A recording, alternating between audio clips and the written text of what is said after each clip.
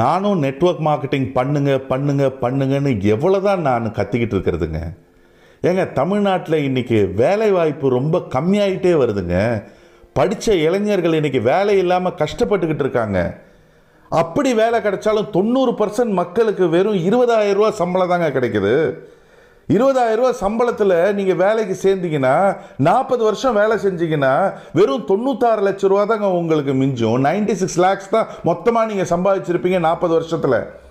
30,000 ரூபா சம்பளம் இருந்தால் 40 வருஷத்தில் 1,44 லட்சம் ரூபா தான் சம்பாதிச்சிருப்பீங்க 40 வருஷம் கஷ்டப்பட்டீங்கன்னா. அதில் உங்களுக்கு வீட்டு வாடகை, ஈபி, அதுவே மாதம் 10,000 ரூபா நீங்கள் எடுத்து வைக்கணும். அப்படி எடுத்து வச்சிங்கன்னா 40 வருஷத்தில் 48 லட்சம் ரூபா அதில் நீங்கள் கட்டியிருப்பீங்க. மீதி இருக்கிறது வெறும் 96 லட்சம் ரூபா தான். அது தவிர மல்லிகை ஜாமான், அதுக்கப்புறம் கேஸு எக்ஸெட்ரா அது ஒரு 10,000 ரூபா வச்சுப்போம் மாதம். 40 வருஷம் நீங்கள் செலவு பண்ணியிருந்தீங்கன்னா 96 லட்சத்தில் திருப்பி 48 லட்சம் ரூபா கழிஞ்சிரும். அப்போ மீதி இருக்கிறது வெறும் 48 லட்சம் ரூபா தாங்க. அதுக்கப்புறம் பெட்ரோலு, அந்த வண்டியோட மெயின்டெனன்ஸு, அதெல்லாம் ஒரு 5,000 ரூபா எடுத்துப்போம். அப்படி 40 வருஷம் நீங்கள் செலவு பண்ணியிருந்தீங்கன்னா அதில் ஒரு 24 லட்சம் ரூபா கழிஞ்சிரும். அப்போ மீதி இருக்கிறது வெறும் 24 லட்சம் ரூபா தான். அதுக்கப்புறம் பிள்ளைங்களுடைய எஜுகேஷனு, ஹாஸ்பிட்டல் செலவு, அது தவிர ஏகப்பட்டது இருக்குது. அது ஒரு 5,000 ரூபா வச்சுப்போம். 40 வருஷம் பார்த்தீங்கன்னா அது ஒரு 24 லட்சம் ரூபா. மீதி இருக்கிறது ஜீரோ. அதை தவிர ட்ரெஸ் இருக்குது, நகை இருக்குது, பிள்ளைங்களுடைய கல்யாணம் இருக்குது, ட்ராவல் இருக்குது, Deepavali, Pongal, Christmas, new year, Ramzan, Bakrid இருக்குது. ஏதாவது ஒரு மற்ற நண்பர்களோ உறவினர்களுடைய ஃபங்க்ஷன்னா கிஃப்ட் வாங்கிட்டு போனோம். ஏகப்பட்டது இருக்குது.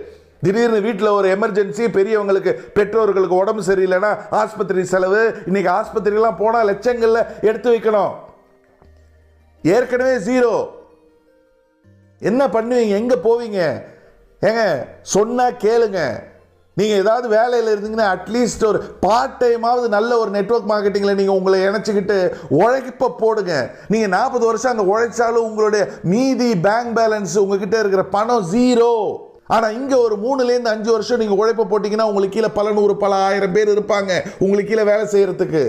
நீங்கள் 30 வருஷத்தில் வேலை செஞ்சாலும் சம்பாதிக்க முடியாததை 3லேருந்து 5 வருஷத்தில் நீங்கள் சரியாக முறையாக நெட்வொர்க் மார்க்கெட்டிங்கில் வேலை செஞ்சால் சம்பாதிக்க முடியுன்றதுனால தானே நான் சொல்லிட்டு இருக்கேன். இன்றைக்கி 60 வயசுக்கு மேலே உள்ளவங்க பிள்ளைங்க படிப்புக்காக வாங்கின கடனையும் பிள்ளைங்க கல்யாணத்துக்காக வாங்கின கடனையும் அடைக்கிறதுக்காக ரிட்டையர் ஆகி சந்தோஷமாக இருக்க வேண்டிய அந்த வயசில் செக்யூரிட்டி வேலைக்கு போகிற கொடுமை இன்றைக்கி நடந்துட்டுருக்குங்க. நீங்கள் ரிட்டையர் ஆனதுக்கப்புறம் உங்கள் கையில் காசு இல்லைன்னு வைங்களேன், ஒரு நாய் கூட உங்களை மதிக்காது. அப்புறம் தானே பிள்ளைங்க. ஏங்க புரிஞ்சுக்க மாட்டேங்கிறீங்க? இதுக்கு மேலே என்னால் உங்களுக்கு எப்படி புரிய வைக்கணுன்றது தெரியலங்க. வணக்கம்.